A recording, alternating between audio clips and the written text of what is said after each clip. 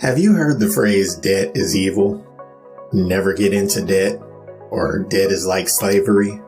And to a certain degree, that is accurate because it feels as though your life is in shambles when you are in deep debt. Your debts are not waiting for you while you're trying to pay them. They are increasing and gaining interest every day. And since no one lends money for free, there is always interest. In spite of all this, the United States has welcomed debt.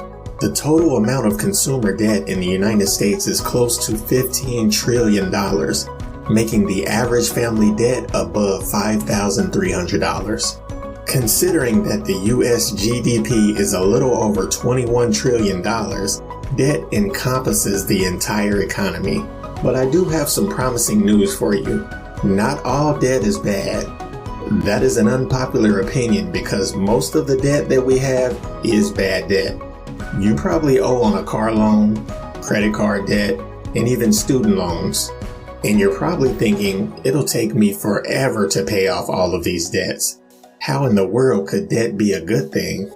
Let's examine how people with an abundance of money continue to use debt in order to earn even more money, which will highlight how that can be a good thing. It might sound a little strange at first because why would someone with a lot of money use debt in the first place? Debt is intended to be used by those who lack resources. However, this is not how capitalism works. If you know how to use it, debt can be a powerful instrument. In this video, you'll learn how wealthy people use debt to increase their income even more. So click the like button and let's get started. Number 1. Most business is based on debt. Although it may sound controversial, I personally would never borrow money to launch a business because that could be a terrible idea. However, there are some industries, particularly traditional ones, where borrowing money is your best alternative. Say you want to sell pens. It's a pretty common product, and there's almost always a market for it. Typically, you would take a plane to China and locate a factory that makes that kind of pen at an affordable price with good quality. You would buy a container of pens, send them to the United States, and distribute them to your customers. But nowadays, unless it's a more intricate product, most of that is done online through websites like Alibaba, instead of having to fly to the plant. The catch is that you don't actually need to pay for things in order to obtain them first.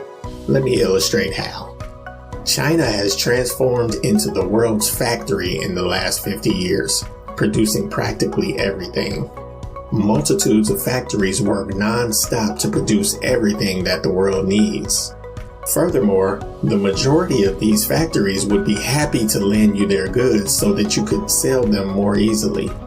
In exchange, you would give them money at a later date.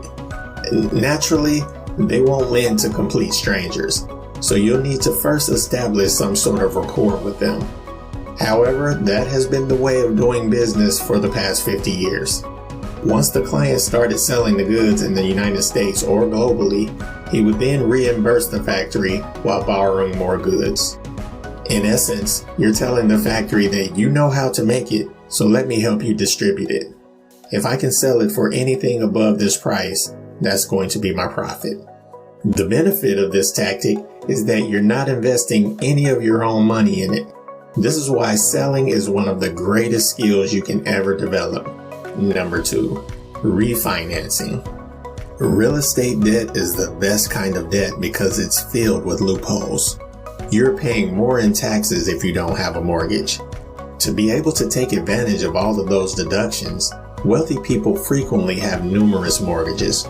Keep in mind that every dollar you avoid paying in taxes but are able to save is like extra money earned.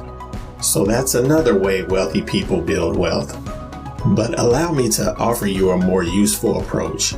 In essence, this is how wealthy individuals become wealthy in real estate. Let's suppose that you were able to save $200,000. Even while it seems like a lot of money, it's actually not that much. In this day and age, your options are limited with that amount. And of course, you can't get a mortgage up to $800,000 since you have to make a 20% down payment. But here's the key. Let's imagine you discover a property that costs $500,000 to buy. It requires some, possibly a lot, of renovation because it's in poor shape. You go to a bank and pay a 20% down payment to obtain a mortgage. Let's assume that your renovation budget will be $50,000 or around 10% of the home's overall cost. You visit your bank once more, only this time you want to refinance your mortgage. The worth of that home was just $500,000 when you obtained your first mortgage because no one wanted to live there due to its terrible condition. However, now that it has been renovated, tenants are looking to rent it out, increasing the property's market worth to, say, $700,000. Let's imagine you're planning to obtain an 80% mortgage just like the first time. 80% of $700,000, however, is $560,000. $400,000 of that total will be given to the initial bank that financed you with your first mortgage. Let's also subtract the additional $50,000 you spent on renovations. And you're going to be left with an extra profit of $110,000. You used debt to make $100,000, and now you have a home that you can rent out to increase your equity and get passive income. Furthermore, since you have a mortgage, you will be exempt from paying certain taxes. Among real estate investors, this is a relatively common practice.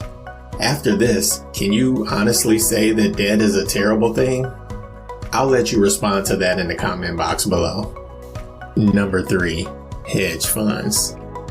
Hedge funds are created by the wealthy, for the wealthy, to make the wealthy even wealthier. And they often use unpopular tactics. Regular individuals like you and I do our best to anticipate which businesses will expand and increase in value, and we spend money we have worked so hard to earn in the hopes that these businesses will expand.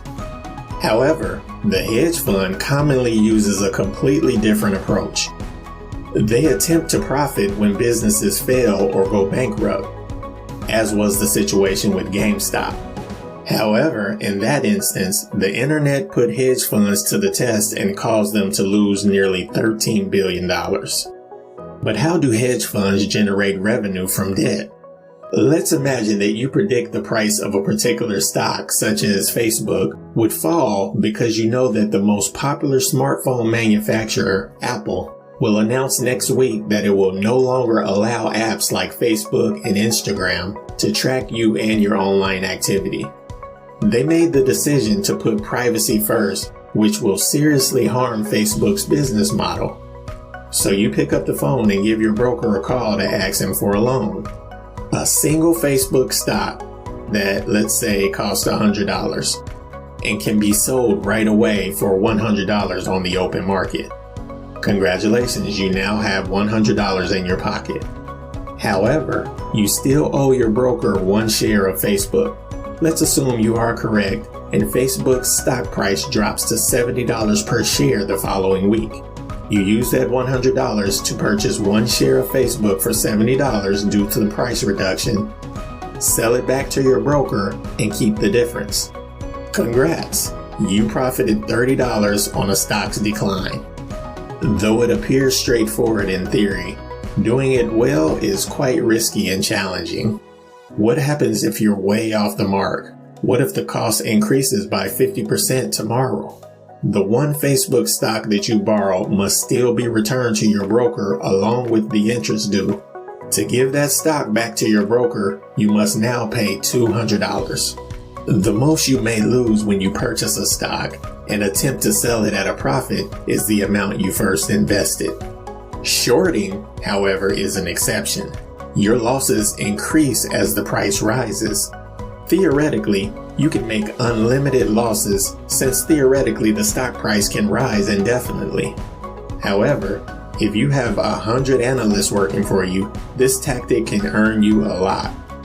Number 4, Forex. Forex is a market where currencies are traded. It enables international trade. You can use United States dollars in China. For example, you would need to buy Chinese yen in order to pay your staff. As a result, There is a market where anyone or any business may go to buy foreign currencies. And these currencies change based on numerous variables. For instance, if the Fed raises interest rates, this will reduce the amount of dollars available on the market, strengthening the dollar relative to other currencies or vice versa. So you may make a lot of money in this market if you can forecast which currencies will increase or decrease. However, what sets these markets apart from the rest is that you can borrow an additional $100 for every dollar you use to trade Forex. To put it another way, if you trade with $1,000, you can have a position worth $100,000. It will be quite significant even if you only generate a small profit of 1%. Number 5, credit rating. As you can see, debt is a powerful tool. Every successful firm or business person employs debt in some capacity, especially if you have a tested business plan. The process of borrowing money to finance purchase orders is one that almost every business engages in. So stop believing that all debt is bad. Debts, like high-interest credit cards, are undoubtedly bad, but lowering the risk associated with lending you money will help you receive a lower interest rate. How do you manage debt? You establish a history of being a trustworthy borrower. There are hundreds of billions, if not trillions of dollars sitting in banks ready to be borrowed. Even if there isn't any money, as we've discussed in other videos, banks can essentially print money out of thin air. If you like this video, please give it a thumbs up. If you're new to the channel, subscribe and click that notification bell. At Currency Confidence, you will learn everything there is to know about money, investing, and taking control of your financial future. Thanks for watching, and I'll see you in the next one.